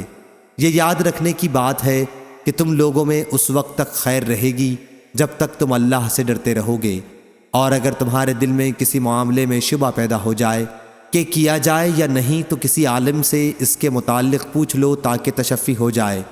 وہ دور بھی آنے والا ہے کہ کوئی ایسا آدمی بھی جو صحیح مسئلے بتا دے تمہیں نہیں ملے گا۔ اس ذات کی قسم جس کے سوا کوئی معبود نہیں، جتنی دنیا باقی رہ گئی ہے وہ وادی کے اس پانی کی طرح ہے جس کا صاف اور اچھا حصہ تو پیا جا چکا ہے اور گدلا حصہ باقی رہ گیا ہے۔ صحیح بخاری حدیث نمبر 2964۔ موسیٰ بن عقبہ نے بیان کیا، ان سے عمر بن عبید اللہ کے غلام سالم ابی نضر نے، سالم ان کے منشی تھے، بیان کیا کہ عبداللہ بن ابی اوفا رضی اللہ عنہ نے انہیں ایک خط لکھا اور میں نے اسے پڑھا کہ رسول اللہ صلی اللہ علیہ وسلم نے ایک جہاد کے موقع پر جس میں لڑائی بھی ہوئی تھی سورج کے ڈھلنے تک جنگ شروع نہیں کی۔ صحیح بخاری حدیث نمبر 2965۔ اس کے بعد آپ نے صحابہ رضی اللہ عنہ کو خطاب کرتے ہوئے فرمایا، لوگو، دشمن کے ساتھ جنگ کی خواہش اور تمنا دل میں نہ رکھا کرو، بلکہ اللہ تعالیٰ سے امن و عافیت کی دعا کیا کرو۔ البتہ جب دشمن سے مٹ بھیڑ ہو ہی جائے تو پھر صبر و استقامت کا ثبوت دو۔ یاد رکھو کہ جنت تلواروں کے سائے تلے ہے۔ اس کے بعد آپ نے یوں دعا کی، اے اللہ، کتاب کے نازل کرنے والے، بادل بھیجنے والے، احزاب دشمنوں کے دوستوں کو شکست دینے والے، انہیں شکست دے اور ان کے مقابلے میں ہماری مدد کر۔ صحیح بخاری حدیث نمبر 2966۔ جابر بن عبداللہ رضی اللہ عنہ نے بیان کیا کہ میں رسول اللہ صلی اللہ علیہ وسلم کے ساتھ ایک غزوہ جنگ تبوک میں شریک تھا۔ انہوں نے بیان کیا کہ رسول اللہ صلی اللہ علیہ وسلم پیچھے سے آ کر میرے پاس تشریف لائے۔ میں اپنے پانی لادنے والے ایک اونٹ پر سوار تھا، چونکہ وہ تھک چکا تھا اس لیے دھیرے دھیرے چل رہا تھا۔ حضرت صلی اللہ علیہ وسلم نے مجھ سے دریافت فرمایا کہ جابر، تمہارے اونٹ کو کیا ہو گیا ہے؟ میں نے عرض کیا کہ تھک گیا ہے۔ جابر رضی اللہ عنہ نے بیان کیا، پھر آپ صلی اللہ علیہ وسلم پیچھے گئے اور اسے ڈانٹا اور اس کے لیے دعا کی، پھر تو وہ برابر دوسرے اونٹوں کے آگے آگے چلتا رہا۔ پھر آپ صلی اللہ علیہ وسلم نے دریافت فرمایا، اپنے اونٹ کے متعلق کیا خیال ہے؟ میں نے کہا کہ اب اچھا ہے، آپ کی برکت سے ایسا ہو گیا ہے۔ آپ صلی اللہ علیہ وسلم نے فرمایا، پھر کیا اسے بیچو گے؟ انہوں نے بیان کیا کہ میں شرمندہ ہو گیا کیونکہ ہمارے پاس پانی لانے کو اس کے سوا اور کوئی اونٹ نہیں رہا تھا، مگر میں نے عرض کیا جی ہاں۔ آپ صلی اللہ علیہ وسلم نے فرمایا، پھر بیچ دے۔ چنانچہ میں نے وہ اونٹ آپ صلی اللہ علیہ وسلم کو بیچ دیا اور یہ طے پایا کہ مدینے تک میں اسی پر سوار ہو کر جاؤں گا۔ بیان کیا کہ میں نے عرض کیا، یا رسول اللہ، میری شادی ابھی نئی ہوئی ہے۔ میں نے آپ صلی اللہ علیہ وسلم سے آگے بڑھ کر اپنے گھر جانے کی اجازت چاہی تو آپ صلی اللہ علیہ وسلم نے اجازت عنایت فرما دی۔ اس لیے میں سب سے پہلے مدینہ پہنچ آیا۔ جب ماموں سے ملاقات ہوئی تو انہوں نے مجھ سے اونٹ کے متعلق پوچھا۔ جو معاملہ میں کر چکا تھا اس کی انہیں اطلاع دی تو انہوں نے مجھے برا بھلا کہا، ایک اونٹ تھا تیرے پاس، وہ بھی بیچ ڈالا، اور اب پانی کس پر لائے گا؟ جب میں نے حضور اکرم صلی اللہ علیہ وسلم سے اجازت چاہی تو آپ نے مجھ سے دریافت فرمایا تھا کہ کنواری سے شادی کی ہے یا بیوہ سے؟ میں نے عرض کیا تھا بیوہ سے۔ اس پر آپ نے فرمایا تھا کہ باقرہ سے کیوں نہ کی؟ وہ بھی تمہارے ساتھ کھیلتی اور تم بھی اس کے ساتھ کھیلتے، کیونکہ حضرت جابر رضی اللہ عنہ بھی ابھی کنوارے تھے۔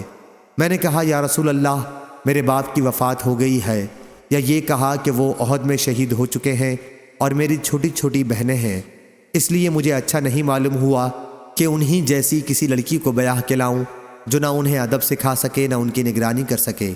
اس لیے میں نے بیوہ سے شادی کی تاکہ وہ ان کی نگرانی کرے اور انہیں ادب سکھائے۔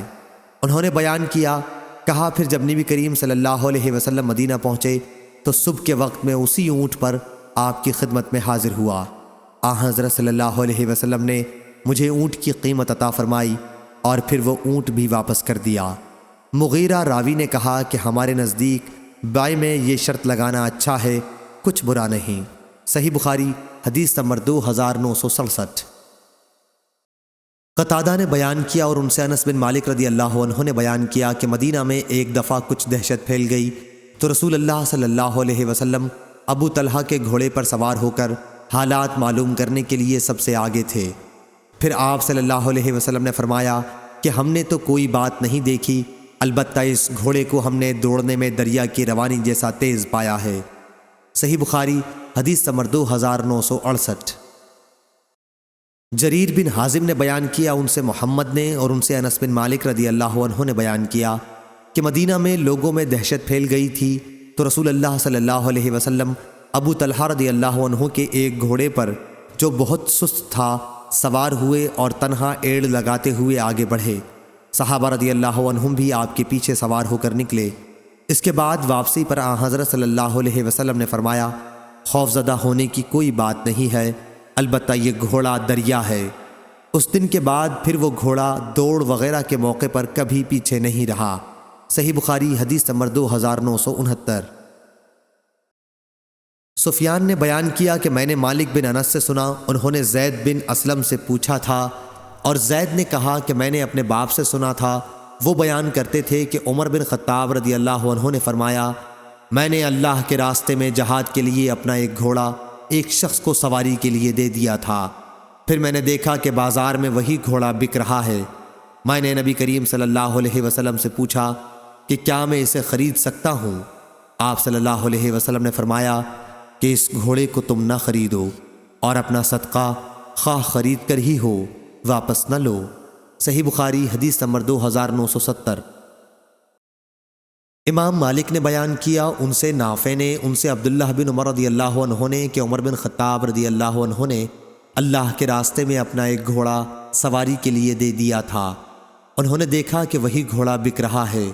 اپنے گھوڑے کو انہوں نے خریدنا چاہا اور رسول کریم صلی اللہ علیہ وسلم سے اس کے متعلق پوچھا، تو حضرت صلی اللہ علیہ وسلم نے فرمایا کہ تم اسے نہ خریدو اور اس طرح اپنے صدقے کو واپس نہ لو۔ صحیح بخاری حدیث نمبر 2971۔ ابو صالح نے بیان کیا، کہا کہ میں نے ابو ہریرہ رضی اللہ عنہ سے سنا، آپ بیان کرتے تھے کہ نبی کریم صلی اللہ علیہ وسلم نے فرمایا، اگر میری امت پر یہ امر مشکل نہ گزرتا تو میں کسی سریہ یعنی مجاہد کا ایک چھوٹا سا دستہ جس کی تعداد زیادہ سے زیادہ 40 ہو کی شرط بھی نہ چھوڑتا، لیکن میرے پاس سواری کے اتنے اونٹ نہیں ہیں کہ میں ان کو سوار کر کے چلوں، اور یہ مجھ پر بہت مشکل ہے کہ میرے ساتھی مجھ سے پیچھے رہ جائیں۔ میری تو یہ خوشی ہے کہ اللہ کے راستے میں جہاد کروں اور شہید کیا جاؤں، پھر زندہ کیا جاؤں، پھر شہید کیا جاؤں، اور پھر زندہ کیا جاؤں۔ صحیح بخاری حدیث نمبر 2972۔ یعلی بن امیہ رضی اللہ عنہ نے بیان کیا کہ میں رسول کریم صلی اللہ علیہ وسلم کے ساتھ غزوہ تبوک میں شریک تھا، اور ایک جوان اونٹ میں نے چڑھنے کو دیا تھا۔ میرے خیال میں میرا یہ عمل تمام دوسرے اعمال کے مقابلے میں سب سے زیادہ قابل بھروسہ تھا کہ اللہ کے ہاں مقبول ہوگا۔ میں نے ایک مزدور بھی اپنے ساتھ لے لیا تھا، پھر وہ مزدور ایک شخص خود یعلی بن امیہ رضی اللہ عنہ سے لڑ پڑا، اور ان میں سے ایک نے دوسرے کے ہاتھ میں دانت سے کاٹ لیا۔ دوسرے نے جھٹ جو اپنا ہاتھ اس کے منہ سے کھینچا تو اس کے آگے کا دانت ٹوٹ گیا۔ وہ شخص نبی کریم صلی اللہ علیہ وسلم کی خدمت میں فریادی ہوا، لیکن حضرت صلی اللہ علیہ وسلم نے ہاتھ کھینچنے والے پر کوئی تاوان نہیں فرمایا کہ کیا تمہارے منہ میں وہ اپنا ہاتھ یوں ہی رہنے دیتا تاکہ تم اسے چبا جاؤ جیسے اونٹ چباتا ہے۔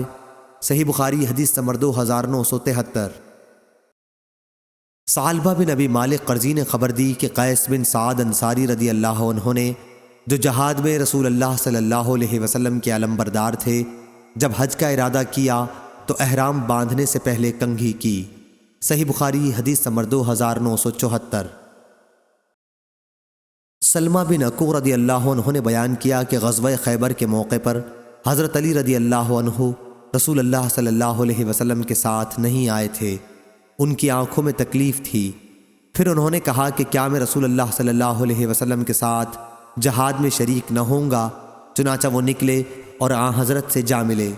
اس رات کی شام کو جس کی صبح کو خیبر فتح ہوا ہے، حضرت صلی اللہ علیہ وسلم نے فرمایا کہ میں اسلامی پرچم اس شخص کو دوں گا، یا آپ نے یہ فرمایا کہ کل اسلامی پرچم اس شخص کے ہاتھ میں ہوگا جسے اللہ اور اس کے رسول اپنا محبوب رکھتے ہیں، یا آپ نے یہ فرمایا کہ جو اللہ اور اس کے رسول سے محبت رکھتا ہے اور اللہ اس شخص کے ہاتھ پر فتح فرمائے گا۔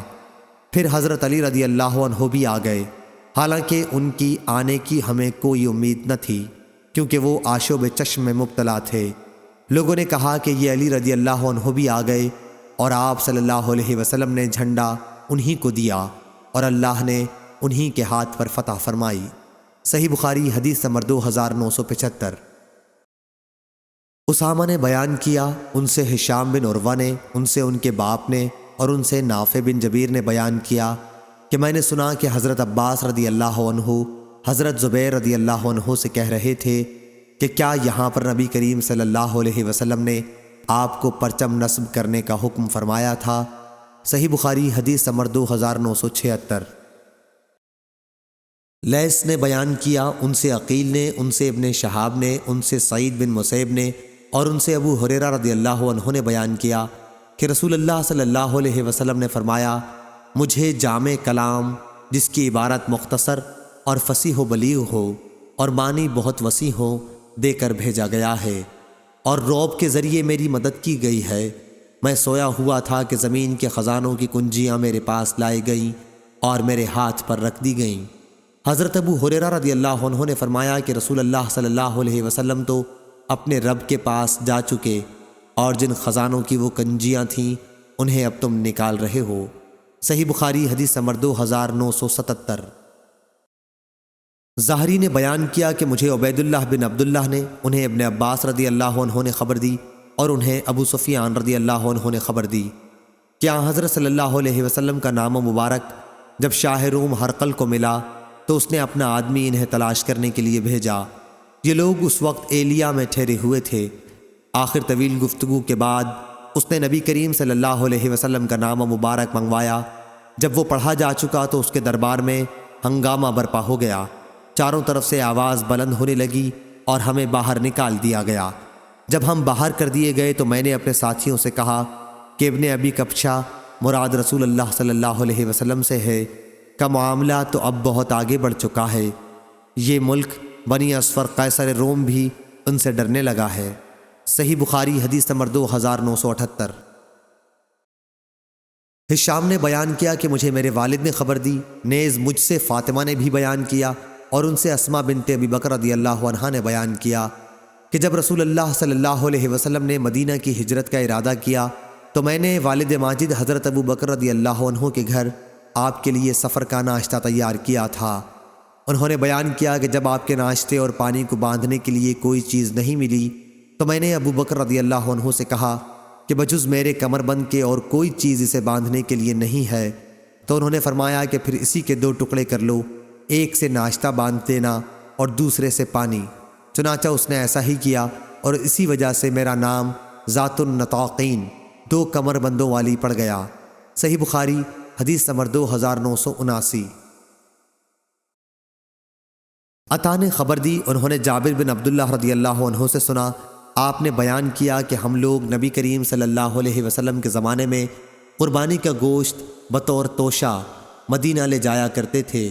یہ لے جانا بطور توشہ ہوا کرتا تھا، اس سے باب کا مطلب ثابت ہوا۔ صحیح بخاری حدیث نمبر 2980۔ سوید بن نعمان نے خبر دی کہ خیبر کی جنگ کے موقع پر وہ نبی کریم صلی اللہ علیہ وسلم کے ساتھ گئے تھے۔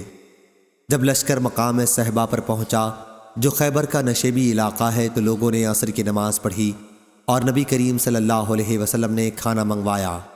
حضرت صلی اللہ علیہ وسلم کے پاس ستو کے سوا اور کوئی چیز نہیں لائی گئی، اور ہم نے وہی ستو کھایا اور پیا۔ اس کے بعد نبی کریم صلی اللہ علیہ وسلم کھڑے ہوئے اور آپ نے کلی کی، ہم نے بھی کلی کی اور نماز پڑھی۔ صحیح بخاری حدیث نمبر 2981۔ سلمہ رضی اللہ عنہ نے بیان کیا کہ جب لوگوں کے پاس زاد راہ ختم ہونے لگا تو نبی کریم صلی اللہ علیہ وسلم کی خدمت میں لوگ اپنے اونٹ ذبح کرنے کی اجازت لینے حاضر ہوئے۔ آپ صلی اللہ علیہ وسلم نے اجازت دے دی۔ اتنے میں حضرت عمر رضی اللہ عنہ سے ان کی ملاقات ہوئی۔ اس اجازت کی اطلاع انہیں بھی ان لوگوں نے دی۔ عمر رضی اللہ عنہ نے سن کر کہا، ان اونٹوں کے بعد پھر تمہارے پاس باقی کیا رہ جائے گا، کیونکہ انہی پر سوار ہو کر اتنی دور دراز کی مسافت بھی تو طے کرنی تھی۔ اس کے بعد عمر رضی اللہ عنہ نبی کریم صلی اللہ علیہ وسلم کی خدمت میں حاضر ہوئے اور عرض کیا، یا رسول اللہ، لوگ اگر اپنے اونٹ بھی ذبح کر دیں گے تو پھر اس کے بعد ان کے پاس باقی کیا رہ جائے گا؟ آپ صلی اللہ علیہ وسلم نے فرمایا، پھر لوگوں میں اعلان کر دو کہ اونٹوں کو ذبح کرنے کے بجائے اپنا بچا کھچا توشہ لے کر یہاں آ جائیں۔ سب لوگوں نے جو کچھ بھی ان کے پاس کھانے کی چیز باقی بچ گئی تھی حضرت صلی اللہ علیہ وسلم کے سامنے لا کر رکھ دی۔ آپ صلی اللہ علیہ وسلم نے دعا فرمائی اور اس میں برکت ہوئی۔ پھر سب کو ان کے برتنوں کے ساتھ آپ نے بلایا، سب نے بھر بھر کر اس میں سے لیا، اور جب سب لوگ فارغ ہو گئے تو رسول اللہ صلی اللہ علیہ وسلم نے فرمایا کہ میں گواہی دیتا ہوں کہ اللہ تعالیٰ کے سوا اور کوئی معبود نہیں، اور میں اللہ کا رسول ہوں۔ صحیح بخاری حدیث نمبر 2982۔ عبدہ نے خبر دی، انہیں ہشام نے، انہیں وہب بن کیسان نے، اور ان سے جابر رضی اللہ عنہ نے بیان کیا کہ ہم ایک غزوہ پر نکلے، ہماری تعداد 300 تھی، ہم اپنا راشن اپنے کندھوں پر اٹھائے ہوئے تھے۔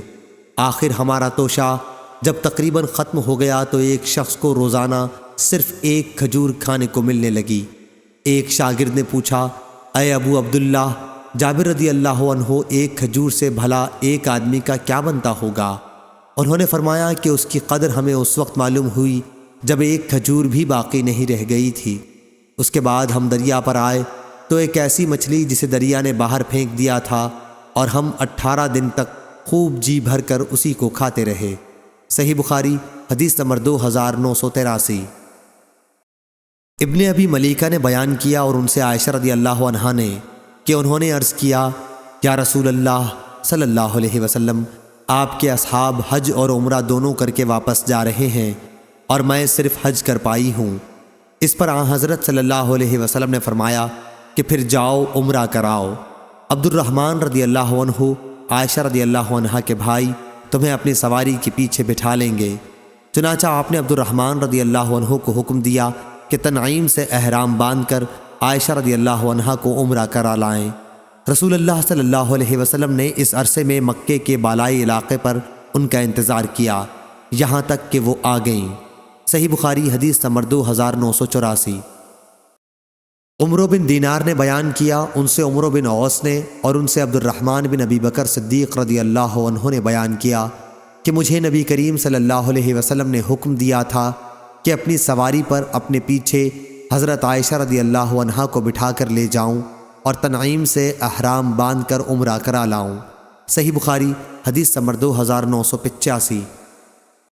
ایوب نے بیان کیا، ان سے ابو قلابہ نے، اور ان سے انس رضی اللہ عنہ نے بیان کیا کہ میں ابو طلحہ رضی اللہ عنہ کی سواری پر ان کے پیچھے بیٹھا ہوا تھا۔ تمام صحابہ حج اور عمرہ دونوں ہی کے لیے ایک ساتھ لبیک کہہ رہے تھے۔ صحیح بخاری حدیث نمبر 2986۔ ابو صفوان نے بیان کیا، ان سے یونس بن یزید نے، ان سے ابن شہاب نے، ان سے عروہ نے، ان سے اسامہ بن زید رضی اللہ عنہ نے کہ رسول کریم صلی اللہ علیہ وسلم ایک گدھے پر اس کی پالان رکھ کر سوار ہوئے جس پر ایک چادر بچھی ہوئی تھی، اور اسامہ رضی اللہ عنہ کو آپ نے اپنے پیچھے بٹھا رکھا تھا۔ صحیح بخاری حدیث نمبر 2987۔ نافع نے خبر دی اور انہیں عبداللہ بن عمر رضی اللہ عنہ نے کہ فتح مکہ کے موقع پر رسول کریم صلی اللہ علیہ وسلم مکے کے بالائی علاقے سے اپنی سواری پر تشریف لائے۔ اسامہ رضی اللہ عنہ کو آپ نے اپنی سواری پر پیچھے بٹھا دیا تھا، اور آپ کے ساتھ بلال رضی اللہ عنہ بھی تھے، اور عثمان بن طلحہ رضی اللہ عنہ بھی، جو کعبے کے کلید بردار تھے۔ حضرت صلی اللہ علیہ وسلم نے مسجد الحرام میں اپنی سواری بٹھا دی اور عثمان رضی اللہ عنہ سے کہا کہ بیت اللہ الحرام کی کنجی لائیں، اور عثمان رضی اللہ عنہ سے کہا کہ بیت اللہ الحرام کی کنجی لائیں۔ انہوں نے کعبے کا دروازہ کھول دیا اور رسول کریم صلی اللہ علیہ وسلم اندر داخل ہو گئے۔ آپ صلی اللہ علیہ وسلم کے ساتھ اسامہ، بلال اور عثمان رضی اللہ عنہم بھی تھے۔ آپ کافی دیر تک اندر ٹھہرے رہے، اور جب باہر تشریف لائے تو صحابہ نے اندر جانے کے لیے ایک دوسرے سے آگے ہونے کی کوشش کی۔ سب سے پہلے اندر داخل ہونے والے عبداللہ بن عمر رضی اللہ عنہ تھے۔ انہوں نے بلال کو دروازے کے پیچھے کھڑا پایا اور ان سے پوچھا کہ حضرت صلی اللہ علیہ وسلم نے کہاں نماز پڑھی ہے؟ انہوں نے اس جگہ کی طرف اشارہ کیا جہاں حضرت صلی اللہ علیہ وسلم نے نماز پڑھی تھی۔ حضرت عبداللہ بن عمر رضی اللہ عنہ نے بیان کیا کہ مجھے یہ پوچھنا یاد نہیں رہا کہ حضرت صلی اللہ علیہ وسلم نے کتنی رکعتیں پڑھی تھیں۔ صحیح بخاری حدیث نمبر 2988۔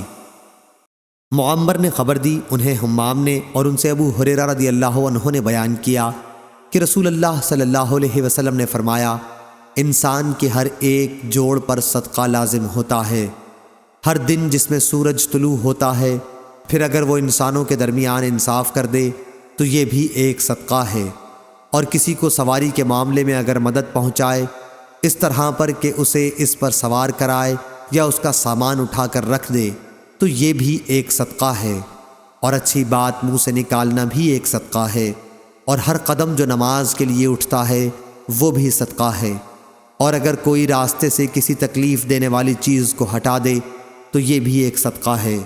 صحیح بخاری حدیث نمبر 2989۔ عبداللہ بن مسلمہ نے بیان کیا، ان سے امام مالک نے، ان سے نافع نے اور ان سے عبداللہ بن عمر رضی اللہ عنہ نے کہ رسول اللہ صلی اللہ علیہ وسلم نے دشمن کے علاقے میں قرآن مجید لے کر جانے سے منع فرمایا تھا۔ صحیح بخاری حدیث نمبر 2990۔ سفیان بن عینہ نے بیان کیا، ان سے ایوب سختیانی نے، ان سے محمد بن سیرین نے اور ان سے انس رضی اللہ عنہ نے بیان کیا کہ صبح ہوئی تو نبی کریم صلی اللہ علیہ وسلم خیبر میں داخل تھے، اتنے میں وہاں کے رہنے والے یہودی پھاوڑے اپنی گردنوں پر لیے ہوئے نکلے۔ جب حضرت صلی اللہ علیہ وسلم کو مائے آپ کے لشکر کے دیکھا تو چلا اٹھے کہ یہ محمد لشکر کے ساتھ آ گئے، محمد لشکر کے ساتھ، محمد لشکر کے ساتھ صلی اللہ علیہ وسلم۔ چنانچہ وہ سب بھاگ کر قلعہ میں پناہ گزین ہو گئے۔ اس وقت نبی کریم صلی اللہ علیہ وسلم نے اپنے ہاتھ اٹھائے اور نعرہ تکبیر بلند فرمایا، ساتھ ہی ارشاد ہوا کہ خیبر تو تباہ ہو چکا، کہ جب کسی قوم کے آنگن میں ہم اتر آتے ہیں تو ڈرائے ہوئے لوگوں کی صبح بری ہو جاتی ہے۔ اور انس رضی اللہ عنہ نے بیان کیا کہ ہم کو گدھے مل گئے اور ہم نے انہیں ذبح کر کے پکانا شروع کر دیا کہ نبی کریم صلی اللہ علیہ وسلم کے منادی نے پکارا کہ اللہ اور اس کے رسول صلی اللہ علیہ وسلم تمہیں گدھے کے گوشت سے منع کرتے ہیں۔ چنانچہ ہانڈیوں میں جو کچھ تھا سب الٹ دیا گیا۔ اس روایت کے مطابق علی نے سفیان سے کی ہے کہ رسول اللہ صلی اللہ علیہ وسلم نے اپنے دونوں ہاتھ اٹھائے تھے۔ صحیح بخاری حدیث نمبر 2991۔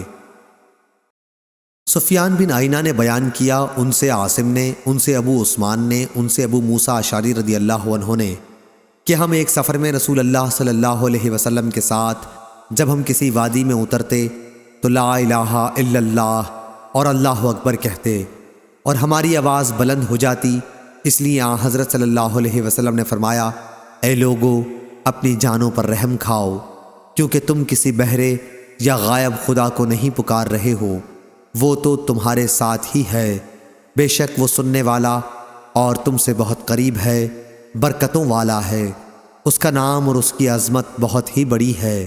صحیح بخاری حدیث نمبر 2992۔ سفیان بن عینہ نے بیان کیا، ان سے حسین بن عبد الرحمن نے اور ان سے سالم بن ابی الجعد نے اور ان سے جابر بن عبداللہ رضی اللہ عنہ نے بیان کیا کہ جب ہم کسی بلندی پر چڑھتے تو اللہ اکبر کہتے اور جب کسی نشیب میں اترتے تو سبحان اللہ کہتے تھے۔ صحیح بخاری حدیث نمبر 2993۔ شعبہ نے بیان کیا، ان سے حسین نے، ان سے سالم نے اور ان سے جابر رضی اللہ عنہ نے بیان کیا کہ جب ہم بلندی پر چڑھتے تو اللہ اکبر کہتے اور نشیب میں اترتے تو سبحان اللہ کہتے تھے۔ صحیح بخاری حدیث نمبر 2994۔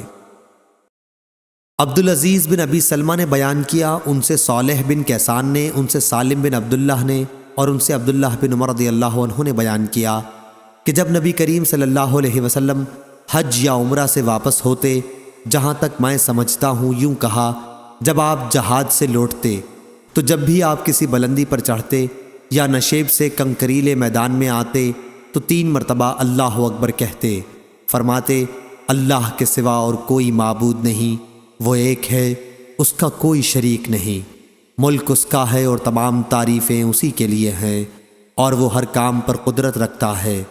ہم واپس ہو رہے ہیں توبہ کرتے ہوئے، عبادت کرتے ہوئے اپنے رب کی بارگاہ میں سجدہ ریز ہوتے اور اس کی حمد پڑھتے ہوئے۔ اللہ نے اپنا وعدہ سچ کر دکھایا اور اپنے بندے کی مدد کی اور تنہا کفار کی تمام جماعتوں کو شکست دے دی۔ صالح نے کہا کہ میں نے سالم بن عبداللہ سے پوچھا، کیا عبداللہ بن عمر رضی اللہ عنہ نے لفظ آئبون کے بعد انشاءاللہ نہیں کہا تھا؟ تو انہوں نے بتایا کہ نہیں۔ صحیح بخاری حدیث نمبر 2995۔ ابراہیم ابو اسماعیل سکسکی نے بیان کیا، انہوں نے کہا کہ میں نے ابو بردہ بن ابو موسیٰ سے سنا، وہ اور یزید بن ابی کبشہ ایک سفر میں ساتھ تھے اور یزید سفر کی حالت میں بھی روزہ رکھا کرتے تھے۔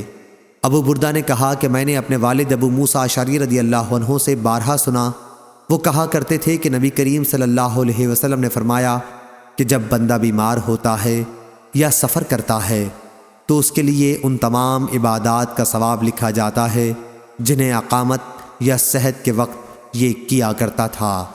صحیح بخاری حدیث نمبر 2996۔ محمد بن منقدر نے بیان کیا، کہا کہ میں نے جابر بن عبداللہ رضی اللہ عنہ سے سنا، وہ بیان کرتے تھے کہ نبی کریم صلی اللہ علیہ وسلم نے ایک کام کے لیے غزوہ خندق کے موقع پر صحابہ کو پکارا تو زبیر رضی اللہ عنہ نے اس کے لیے کہا کہ میں حاضر ہوں۔ پھر آپ صلی اللہ علیہ وسلم نے صحابہ کو پکارا اور اس مرتبہ بھی زبیر رضی اللہ عنہ نے اپنے آپ کو پیش کیا۔ آپ صلی اللہ علیہ وسلم نے پھر پکارا اور پھر زبیر رضی اللہ عنہ نے اپنے آپ کو پیش کیا۔ رسول اللہ صلی اللہ علیہ وسلم نے آخر فرمایا کہ ہر نبی کے حواری ہوتے ہیں، میرے حواری زبیر ہیں۔ سفیان نے کہا کہ حواری کے معنی معاون مددگار کے ہیں یا وفادار محرم راز کو حواری کہا گیا ہے۔ صحیح بخاری حدیث نمبر 2997۔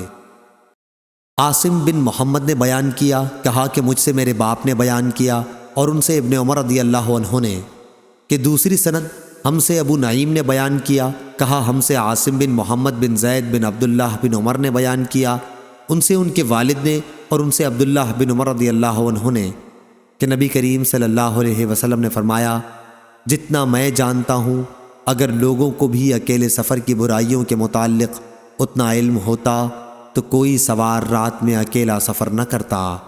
صحیح بخاری حدیث نمبر 2998۔ ہشام نے بیان کیا، انہیں ان کے والد نے خبر دی، انہوں نے بیان کیا کہ اسامہ بن زید رضی اللہ عنہ سے نبی کریم صلی اللہ علیہ وسلم کے حجۃ الوداع کے سفر کی رفتار کے متعلق پوچھا کہ آن حضرت صلی اللہ علیہ وسلم کس کس چال پر چلتے؟ یحییٰ نے کہا، عروہ نے یہ بھی کہا تھا کہ میں سن رہا تھا لیکن میں اس کا کہنا بھول گیا۔ غرض اسامہ رضی اللہ عنہ نے کہا، آپ ذرا تیز چلتے، جب فراخ جگہ پاتے تو سواری کو دوڑا دیتے، نص اونٹ کی چال جو عنق سے تیز ہوتی ہے۔ صحیح بخاری حدیث نمبر 2999۔ زید بن اسلم نے خبر دی، ان سے ان کے والد نے بیان کیا کہ میں عبداللہ بن عمر رضی اللہ عنہ کے ساتھ مکے کے راستے میں تھا، اتنے میں ان کو صفیہ بنت ابی عبید رضی اللہ عنہ ان کی بیوی کے متعلق سخت بیماری کی خبر ملی، چنانچہ آپ نے تیز چلنا شروع کر دیا، اور جب سورج غروب ہونے کے بعد شفق ڈوب گئی تو آپ سواری سے اترے اور مغرب اور عشاء کی نماز ملا کر پڑھی۔ پھر کہا کہ میں نے نبی کریم صلی اللہ علیہ وسلم کو دیکھا کہ جب آپ تیزی کے ساتھ سفر کرنا چاہتے تو مغرب میں تاخیر کر کے دونوں نمازیں مغرب اور عشاء ایک ساتھ ادا فرماتے۔ صحیح بخاری حدیث نمبر 3000۔